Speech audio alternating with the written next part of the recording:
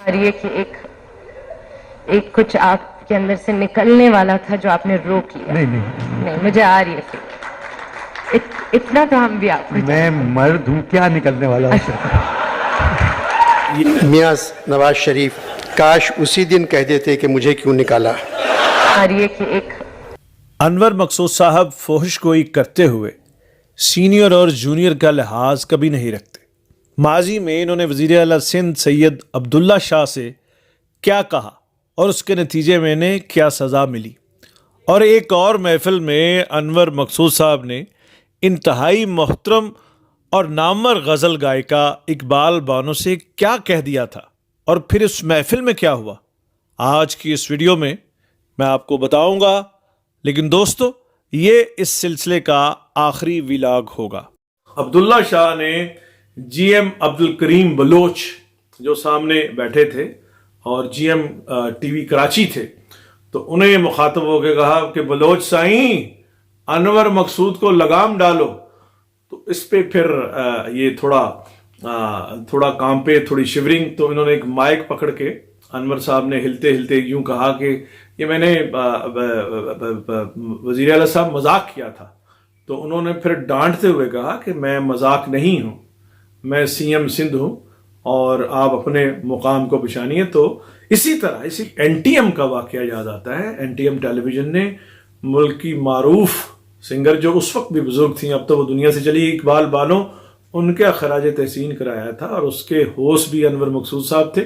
تو وہ اس وقت اقبال بانو بوڑھی ہو چکی تھی اور انہیں اناؤنس کیا گیا، اسی طرح جیسے یہ اناؤنس کرتے ہیں لو انرجی کے ساتھ. جب اناؤنس کیا گیا تو وہاں سنگر تھیں، پتہ نہیں ہمیرا چنا یا کون، مجھے اب یاد نہیں رہا.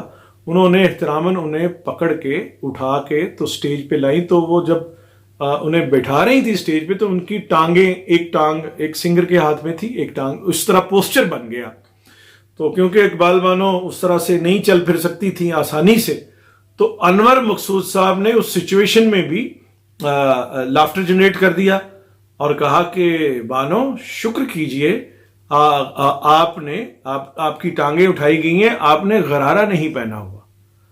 تو لوگ تو ہنس دیتے ہیں اس طرح کا، جب کوئی بھی غیر ذمہ دارانہ یا فحش کلامی کوئی بھی کرے، میں کروں، انور صاحب کریں یا کوئی اور کرے، تو وہاں لافٹر جنریٹ ہو گیا.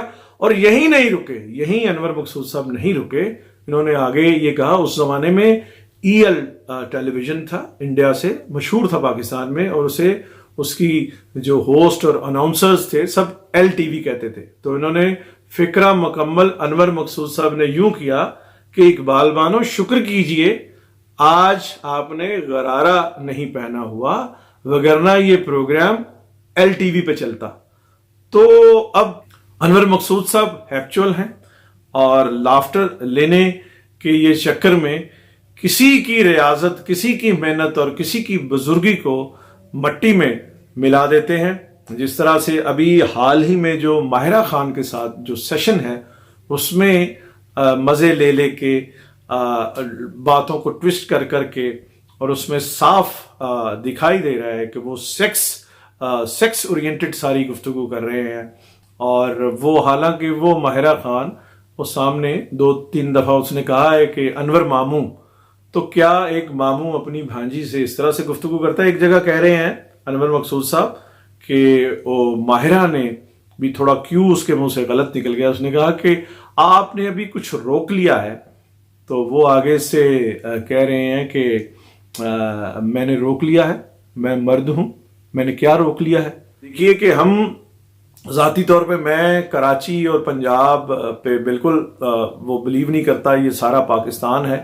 ہم عمر شریف صاحب یہاں کراچی سے تشریف فرما تھے، ہمارے دوست تھے بہترین، اور کراچی لاہور کی کبھی تخصیص ہمارے ذہن میں نہیں ہے. لیکن انور مقصود صاحب جب بھی نواز شریف کو مخاطب کرتے ہیں، وہ اس طرح سے غیر ذمہ دارانہ اور غیر مہذب، اور مریم اورنگزیب کے حوالے سے بھی انہوں نے. تو ہمیں یہ خوش نہیں ہونا چاہیے، چاہے میرا تعلق پی ٹی آئی سے ہو، چاہے پیپلز پارٹی سے ہو. ہمیں ایک دوسرے کا احترام کرتے ہوئے، سیاسی کسی کو حق نہیں کہ وہ بشرا بی بی پنکی صاحبہ کی شان میں گستاخی کرے، اور کسی کو یہ حق حاصل نہیں کہ وہ مریم نواز کو ڈیگریڈ کرنے کی کوشش کرے. یہ ایک غیر مہذب قوم کا ترہ امتیاز ہے، اس سے ہمیں اعتراض برتنا ہے.